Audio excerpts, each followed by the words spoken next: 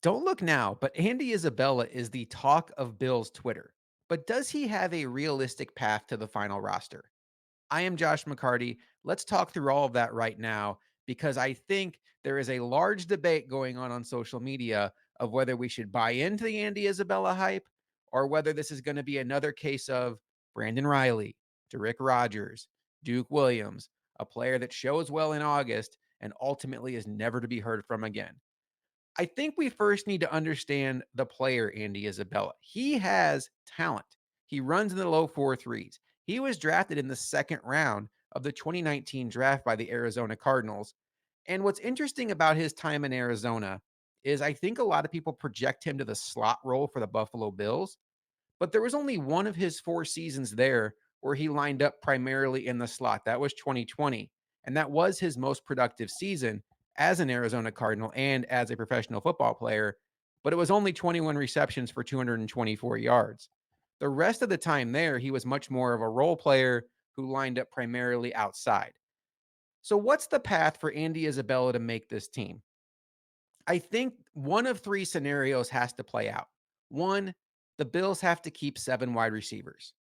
2, the Bills keep 6 true wide receivers, but Andy Isabella wins the kick returner job that was vacated by Nyheim Hines. 3, the Bills keep 6 true wide receivers, and one of those 6 is Andy Isabella. Let's talk through all of those right now and try to figure out if we can find a path for him to make this team. In the first scenario, the Bills keeping 7 wide receivers.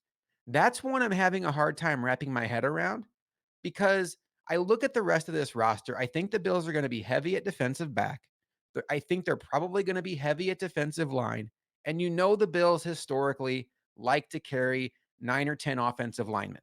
So when you start looking at the numbers and you also factor in the fact that they're going to be more 12 personnel this year. So I do think there's going to be 4 tight ends when you count Reggie Gilliam. It just becomes tricky to find a spot for that seventh wide receiver when the reality is if 12 personnel is really becoming a more focal point of this offense, then the usage of the lower wide receivers on the depth chart is going to go down. So, what would happen if they do carry 7? You're probably talking about players like Shaq Lawson, Jordan Phillips, DeMar Hamlin, Cam Lewis, those guys being in jeopardy. Is that a conversation you want to have? I don't know that that's realistic for where the Bills are at. I don't think that's Andy Isabella's best path to the roster. The second one is interesting, kick returner, punt returner, because he returned kicks and punts in the preseason game against the Colts. I think there is a chance that the Bills look at this and think Andy Isabella is the best case scenario for returning kicks for this team throughout the season. And he adds a bonus as a player that can help you on game day. The third scenario I think is the trickiest, and I think this is the one that's causing the most debate on Bills Twitter. Can he be in the top 6 on the Bills wide receiver depth chart? In my mind, there is a drop off after the top 5, but if you want to be fair about it, there probably is more of a top 4. And the top 4 are absolute locks. You're talking about Stephon Diggs, Gabe Davis, Deontay Hardy, and Trent Sherfield. Those guys are not going anywhere, and they're going to be a part of this team. The next 2 are interesting. You have second-year player Khalil Shakir and rookie wide receiver Justin Shorter, both fifth-round picks from the last 2 drafts. Let's take those case by case. Justin Shorter is not a player I expect the Bills to move off of. Realistically speaking, I do think the Bills are going to cut ties with both of their seventh-round picks, Nick Broker and Alex Austin. I don't have to be right about that. I think both of those players are going to be earmarked for the practice squad. And just optically speaking, does Brandon Bean, who's already coming under fire quite a bit for his lackluster draft classes, want to say goodbye to all of his day 3 picks before the season even starts? I don't think so. The other thing about Justin Shorter you have to keep in mind, what did they say about him on draft night? This is a four-phase special teams guy that's going to get a jersey on game day while he develops as a wide receiver in this league. That's important because we spend a lot of time in July and August focusing on, oh, who's going to be wide receiver 6 or offensive tackle 4 or running back 4. The reality is, once the season starts, those positions almost never matter. And those guys are best utilized on special teams. And that sounds like something that Justin Shorter is going to excel at for the Bills right out of the box. Khalil Shakir. This one's a little more interesting. This is a player that I think the Bills had very high hopes for coming into 2023. Fans also had high hopes for him because we all remember how he felt last year during the draft when the Bills got him in the fifth round. This is a guy that we had seen mock drafts taking him second, third, fourth round, and it felt like fantastic value. And then he got on the field last year, and there were some highlight level plays, but the overall production was very spotty. And what we've been seeing through camp is Khalil Shakir is having good moments, and then he'll have drops, good moments and drops. And boy, was that on display in the first preseason game where he had two really big chain moving catches, followed by a very easy drop that killed a drive. And for the Bills to maximize their position at wide receiver 3 for this team, which is what Khalil Shakir is going for, you do not need a superstar in that spot. You have Stephon Diggs, Gabe Davis, Dawson Knox, Dalton Kincaid, and Josh freaking Allen. You just need a player to do his job. You can't have a player in that spot that's dropping the ball. So I don't want to say that Khalil Shakir is a roster lock. I think between Shakir and Shorter, Shorter is more of a lock at this point. But what I will tell you is I find it doubtful that Brandon Beane is ready to move off of either one of his previous fifth round picks.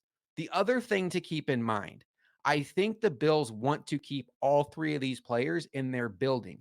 What do I mean by that? I think in a perfect world, two of them will be on the roster and one will be on the practice squad. Well, who has a better shot of making it to the practice squad?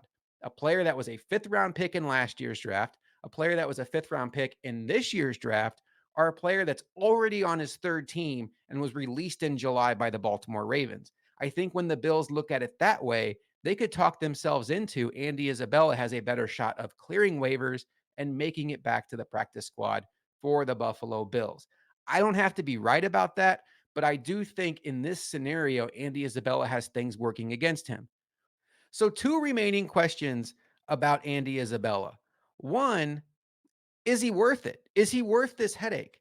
What are the odds that a guy that's already been on three teams through the first 4 years of his career is really going to blossom now in Buffalo because he had a nice catch and run in a preseason game? The other question is Brandon Beane willing to give up on a recent draft pick, both of which have interesting skill sets, both of which have shown flashes, one of which hasn't even had a regular season game yet, and they were both fifth round picks? Well, there's one example that I think might check both of these boxes.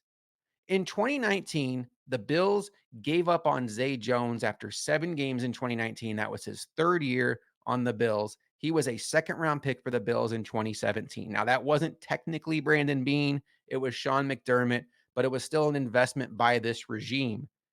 And what that did was it moved Zay Jones to the Raiders, and then Zay Jones found his way to Jacksonville. So we have proof that Brandon Beane is okay giving up on an early investment on wide receiver earlier than Shakir and Shorter. But what we also have is proof that it is possible to blossom despite being kind of an early career journeyman, a guy that was on three teams by the time he at the end of what would have been the end of his rookie deal. Zay Jones has become a very respectable football player. He had over 800 yards last year for the Jacksonville Jaguars, over 80 catches. If the Bills got that out of Andy Isabella, they'd be doing backflips. So I do think the conversation is warranted. I do think it's something to pay attention to. It is not lost on me that Josh Allen and Kyle Allen have said that he is really fun to throw the ball to, and that he has been actually catching passes this week from Josh Allen. So where do I fall on this? I've seen some of our friends from Cover One have fun with this week. Some of their tweets have been pretty hilarious. I can tell that maybe some of the Andy Isabella hype is getting to them, and I get it. I am not on the side of Andy Isabella wowed me in the Colts game. I think that was a nice catch and run. I think his quickness pops off the screen. His speed is not fake. It's not track speed. It's real speed. At the same time, Andy Isabella is a body catcher. You notice that the first time you watch him and every time you watch him, the ball is just hitting his chest every time he catches it. That's a little dangerous when a quarterback throws 150 miles per hour like Josh Allen. I think where this will ultimately go is I don't think Andy Isabella is going to make it to the Bills roster. But the fact that a guy that the Bills picked up on the end of July is making it this close of a conversation says a lot about him, how he's progressed, and how he's impressed. I don't think this has to be another name on the pile like Duke Williams, Brandon Riley, Raheem Blackshear. You all know the names, heroes of training camps past. I think this could be a person, a player that comes here, figures it out on his first winning team in the NFL, and finally has a quarterback that has consistency, a system that makes sense, and maybe he can thrive. I don't know that I'm really on either extreme in this argument. I'm not going to pour water on the side of people that want to get excited about Andy Isabella. And I'm certainly not going to pound the table that he needs to take the place of a Justin Shorter or Khalil Shakir, because the one thing I do believe is that none of those three guys are going to be overly impactful on the ultimate result of this season unless the Bills have a rash of injuries. But it will be fun to track what happens to Andy Isabella.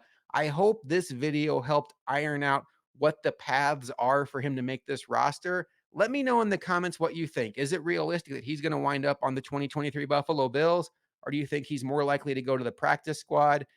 If you could, please like and subscribe. It helps us out so much as we are trying to grow this channel from the ground up. This is a new channel. We are dumping all of our content and all of our energy into it, and we would really appreciate that support from you. I am Josh McCarty. I will see you next time on Quick Chat.